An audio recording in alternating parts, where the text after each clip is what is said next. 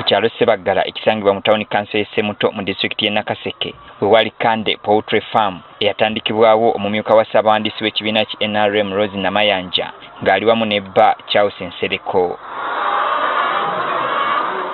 Olunaku lw'eggulo bano bakyazizza ab'ekkanisa y'Abadiventi abakola emirimu egy'enjawulo abeegattira mu kibiina kyabwe ki Billionaires Family abagenzeeyo okubaako bye bayiga mu kulunda enkoko.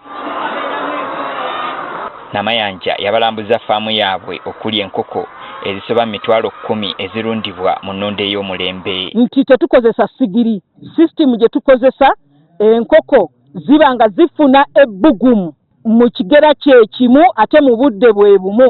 Tewaliwo bukoko kuŋŋaanira ku sigiri ng'eweddeko amanda ate ne bufa kuba obukoko obusinga okufa nga bulwanira muliro ogwo. Kakati mulimu abalunzi b'enkoko ku sikeeri entono beewuunyiza n'okwewuunya. Enkoko n'ebiika eggi netaliraba nako n'eribiika ate n'alitwala. Naye ekisinga obukulu twasalawo tusobole okutambula mu mamemba baffe ab'enjawulo aba Billionaires Family okulaba biki bye bakoze naffe okusobola okuyigirako. Ono agamba nti nga tebannatandika kulunda emyaka 10 emabega baakola okunoonyereza ne bakizuula nti mu Uganda amagi agaliibwa matono kwe kutandika okulunda enkoko z'amagi basobole okuyingira mu katale kano. Uganda mu nnaku 365 ez'omwaka Bannayuganda bali amagi ennaku 14 oba kye tuyita egg consumption per capita it is 14 eggs.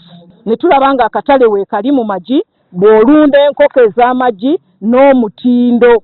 Newankubadde yalundira wanene Namayanja awadde Bannayuganda amagezi naddala abo abalina ekirooto ky'okulunda enkoko tosobola okutandika n'akatono n'ogenda ng'ogaziwa mpola. Kisooka nti eno faamu nnene ya nkoko nnyingi naye system gye tukozesa omuntu asobola n'okutandika ekitono ennyo n'enkoko 15 ng'alundira mu keegi.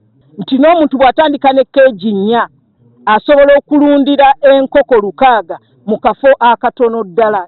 Ono era ayogedde ku nsobi eziviirako abantu abamu okufiirizibwa naddala obujama obuviirako enkoko okufuna endwadde ne zifa. Enkoko za keegi tezirwala kubanga obulwadde bw'enkoko obusinga obungi buva mu bukyafu. Kati bw'oba olina obukuta wansi ate bwe muli ne kalimbwe enkoko ne zitakula nga ziteeka mu mazzi ate ge zigenda okunywa ne zitakula kalimbwe n'agenda mu mmere ate gye zigenda okulya tojja kuva mu kujjanjaba coccidiosis tojja kuva mu kujjanjaba ssenyiga wa nkoko tewano bye tutalina.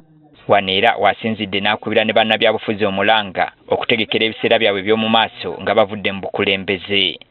Osobola okubeera mu byobufuzi naye nze enkola yange nti I start with the end in mind. Nti nga sinnayingira mu parliament nali manyi kyenzizaako. Mmanya ekifaananyi kye njagala okufuna mu maaso. Era bwe naga nti sigenda kwesimbawo nze nali tekyajja by accident, it was planned that way.